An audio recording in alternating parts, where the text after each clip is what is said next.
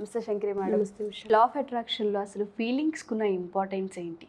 చాలామంది చెప్తూ ఉంటారు ఏ విధంగా అంటే ఫీలింగ్స్ ఏ విధంగా ఉంటాయో ఆ విధంగానే వర్కౌట్ అవుతుంది, మనం అనుకున్నంత మాత్రాన అది జరగదు, మన ఫీలింగ్స్ చాలా ఇంపార్టెంట్ అంటూ చెప్తూ ఉంటారు. సో ఎటువంటి పాత్ర పోషిస్తాయి అంటారు అసలు ఫీలింగ్స్? అసలు మనం లా ఆఫ్ అట్రాక్షన్ అంటే దేన్నైనా సాధించవచ్చు, దేన్నైనా విషయంలో నుంచి మనం పొందొచ్చు. ఓకే, నువ్వు పొందాలి అని అనుకున్నావు, కరెక్టే.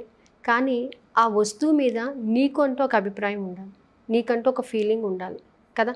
అది నా దగ్గర ఉంటే ఎంత బాగుంటుందో, అది నేను పొందినప్పుడు నీకు వచ్చేటటువంటి సంతోషాన్ని, ఆ సంతోషాన్ని నువ్వు నీ మనసుకి ఇచ్చినప్పుడు ఖచ్చితంగా జరుగుతుంది. అంటే ఇప్పుడు ఫర్ ఎగ్జాంపుల్ ఒక 2 lakhs వచ్చే ఉన్నాయి అనుకుందాం. ఓకే, నేను ఖచ్చితంగా 2 లక్షలు పొందినందుకు విశ్వానికి కృతజ్ఞత. ఓకే, చెప్పేస్తాం, చాలా క్యాజువల్గా చెప్పేస్తాం మనం. దాంట్లో ఎక్కడ ఫీలింగ్ కనిపించలేదే,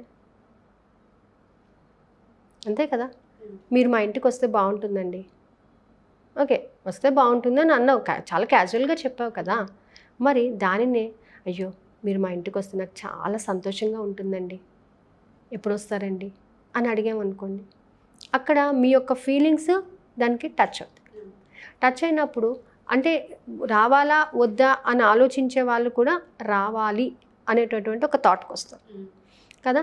సో మరి ఇక్కడ మనం డబ్బుని మన జీవితంలోకి ఆహ్వానించేటప్పుడు నేను ఈ డబ్బును పొందినందుకు విశ్వానికి కృతజ్ఞత, డబ్బుకి కృతజ్ఞత అని చెప్తూ మనసులోని ఆ సంతోషాన్ని, మన ఫేస్లోని ఆ సంతోషాన్ని, ఆ గ్లోని మనం తెచ్చుకున్నప్పుడు ఖచ్చితంగా అది వర్కౌట్ అవుతుంది.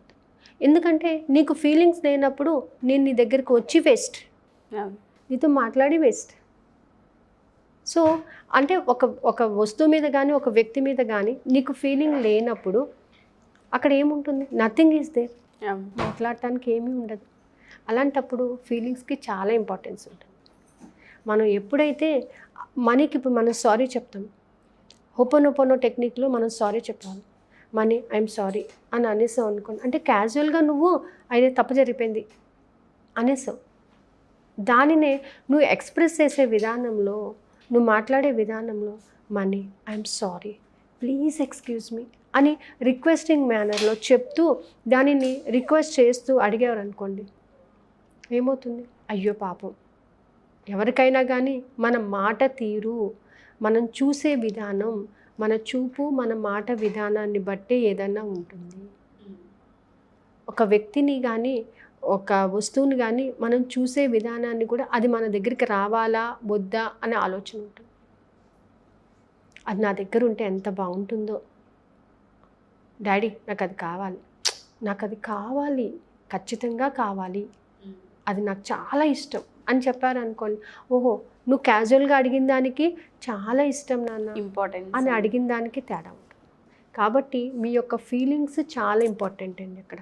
అందుకే ఎఫర్మేషన్ చెప్పేటప్పుడు కూడా చాలా జాగ్రత్తగా, బడబడ చెప్పకుండా, అంటే కంగారుగా చెప్పకుండా చాలా స్మూత్గా అన్నమాట. నేను డబ్బును మనస్ఫూర్తిగా ప్రేమిస్తున్నాను అది చెప్పేటప్పుడు ఎలా ఉండాలంటే అది ఖచ్చితంగా నీ దగ్గరికి ఎప్పుడప్పుడు నీ దగ్గరికి రావాలా అనేటటువంటి ఫీలింగ్ అవతల వ్యక్తికి కలిగించాలన్నమాట. ఓకే, సో వీళ్ళు ఇలా మాట్లాడతారు, వీళ్ళ మాట తీరుని బట్టి, మన మాట తీరుని బట్టి నలుగురిని ఆకట్టుకోగలుగుతాం కదా. వచ్చేవాళ్ళే వెళ్ళావులే అని అన్నాం అనుకోండి, నెక్స్ట్ టైం రారు. వెళ్ళొస్తారా అండి, వెళ్ళి రండి అని చెప్పామనుకోండి, అయ్యో వాళ్ళు వెళ్ళి రమ్మన్నారు కదా, వెళ్దాము అనేటటువంటి ఒక చిన్న ఆలోచన ఉంటుంది. వస్తారా లేదా తర్వాత విషయం, కానీ ఆలోచన అంటూ వస్తుంది కదా. కాబట్టి ఫీలింగ్స్కి ఎక్కువ ఇంపార్టెన్స్ ఇవ్వాలి. మన ఎఫర్మేషన్ చెప్పినప్పుడు కానీ, అట్రాక్ట్ చేసేటప్పుడు కానీ ఎంత ఫీలింగ్స్కి ఇంపార్టెన్స్ ఇస్తామో అంత వర్కౌట్ అవుతుంది. ఎస్పెషల్లీ డబ్బు దగ్గర కానీ, ఒక వ్యక్తి దగ్గర కానీ మన ఫీలింగ్స్ చాలా ఇంపార్టెంట్. చూడండి, ఇద్దరి మధ్య గొడవ అయింది అనుకోండి, సారీ చెప్పేసి చూడు వాడి ఫేస్లో అసలు సారీ చెప్పిన ఇది ఉందా, ఏదో క్యాజువల్గా చెప్పేశాడు అని అంటామే కానీ తప్పు చేసామా, నేను క్షమాపణ అడుగుతున్నాను అని ఫీల్ ఉండదుగా. అలాంటి ఫీలింగ్స్ రావాలి, ఎప్పుడు కూడా ఫీల్ ఉండాలి. మీ ఫీలింగ్స్తోనే మీ సబ్కాన్షియస్ మైండ్ వర్క్ చేస్తుంది. మనం రోడ్ మీద ఒక సంఘటన వల్ల ఫీల్ అయ్యామనుకోండి, అది మనకి రాత్రి వరకు గుర్తుండిపోతుంది. లైఫ్లో చాలాసార్లు దాన్ని గుర్తు తెచ్చుకుంటూ ఉంటాం. ఎందుకు? అది మన సబ్కాన్షియస్ మైండ్ని ప్రభావితం చేసింది. మన సబ్కాన్షియస్ మైండ్ వర్క్ చేసి మనకు కావాల్సింది తేవాలి అంటే దానికి ఫీలింగ్స్ అనేవి కలగాలి.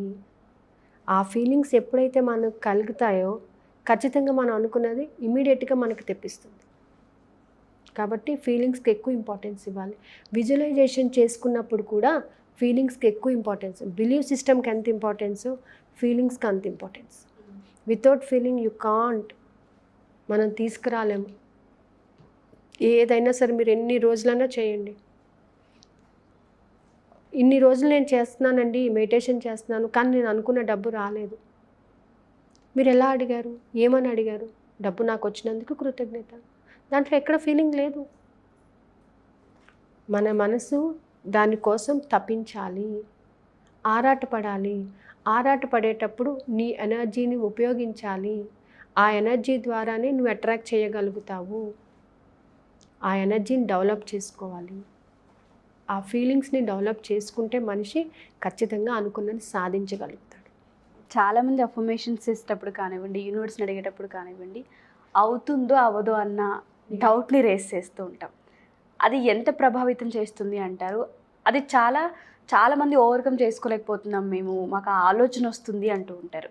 దాన్ని ఓవర్కమ్ చేసుకోవాలి అనుకుంటే మన మెడిటేషన్స్ కానివ్వండి, లేకపోతే వాళ్ళకి ఎలాంటి ఏదైనా గైడెన్స్ కానీ ఇవ్వగలరా? చాలా వరకు వర్కౌట్ అవుతుంది ఉషా. ఎందుకంటే చాలామంది అవ్వలేదు మేడం, ఎందుకు అవ్వలేదండి అంటే మీరు వెనకాల దాని గురించి ఏమనుకున్నారంటే ఇవాళన్నా వస్తుందా అని అనుకున్నాను.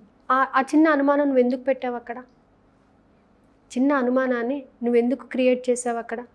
మనం భోజనం పెడతామండి, హ్యాపీగా తినండి అని. పక్కన వాళ్ళకి ఇష్టం లేనిది ఏదో ఒకటి పెట్టామనుకోండి, ఏమవుతుంది? ఈ తిన్న సాటిస్ఫాక్షన్ వాళ్ళకి ఉండదు, తినలేరు కూడా కదా. నెక్స్ట్ టైం భోజనం చేయమన్నా చెయ్యరు కూడా. అలాగే మనం యూనివర్స్ని అడిగాము, హ్యాపీగా ఇవ్వాలని అనుకుంది, కానీ దాని పక్కన ఒక చిన్న నెగిటివ్ని అవుతుందా, చేస్తావా అనేటటువంటి ఒక నెగిటివ్ ఫీలింగ్ని మనం తీసుకొచ్చాం. మనం ఎక్కడికన్నా వెళ్ళాలి, ఎవరినో హెల్ప్ అడిగాము, అంతా రెడీ అయిపోయింది, ప్రిపేర్ అయిపోయిన తర్వాత నిజంగా చేస్తారా మీరు అని అడిగాము అనుకోండి, అయిష్టంగా చేస్తారు. చేసిందా అయిష్టంగా చేస్తారు. మ్యాక్సిమం ఏంటంటే చేయనని చెప్పేస్తారు. నాకు అర్జెంట్ వర్క్ ఉందండి, ఐఎమ్ గోయింగ్ అవుట్. అంటే నీ ఆలోచన విధానాన్ని బట్టే నీ యొక్క ఫీలింగ్స్ ఉంటాయి. ఎప్పుడైతే నువ్వు నెగిటివ్గా ఆలోచన చేస్తావో దానిని పాజిటివ్గా మార్చండి. ఇప్పుడు నిన్న డబ్బులు రాలేదు అని అన్నారు, అయ్యో డబ్బులు రాలేదు అని బాధపడే బదులు అరే వాళ్ళ అమావాస్య కదా, డబ్బులు ఎందుకు లేరు, రేపు తీసుకోవచ్చు కదా అని దాన్ని పాజిటివ్గా మార్చండి కదా. కొంత సాటిస్ఫాక్షన్ మనిషి, ఆ సాటిస్ఫాక్షన్ వల్ల ఏమవుతుందంటే నువ్వు రేపు ఇంకోటి గెయిన్ చేయగలుగుతావు, అంతే కదా. నేను ఒక ఆయన అడిగారు, మేడం ఇంత చేసిన డబ్బులు రాలేదు. అయ్యో వాళ్ళ అమావాస్య కదా సార్, ఏమొస్తాయి లేని డబ్బులు, రేపు తీసుకోవచ్చు కదా. మనల్ని మనం ఫస్ట్ సాటిస్ఫై చేసుకోవాలి. దానిని ఏంటంటే ఒక నెగిటివ్ జరిగిన నెగిటివ్లోంచి పాజిటివ్ని చూస్తూ పాజిటివ్ వైపు మనం వెళ్ళామంటే ఖచ్చితంగా యూనివర్స్ మనకి ఇస్తుంది. అంటే మనం అడిగింది కాదు, ఇంకొంచెం ఎక్కువ ఇవ్వడానికి రెడీగా ఉందేమో. సో దానికి మనం కరెక్ట్గా ఉండాలి కదా. సో కరెక్ట్ అంటే 4 కొట్టిన బాల్ని క్యాచ్ చేయడానికి 6 కొట్టిన బాల్ని క్యాచ్ చేయడానికి డిఫరెన్స్ ఉంటుంది కదా.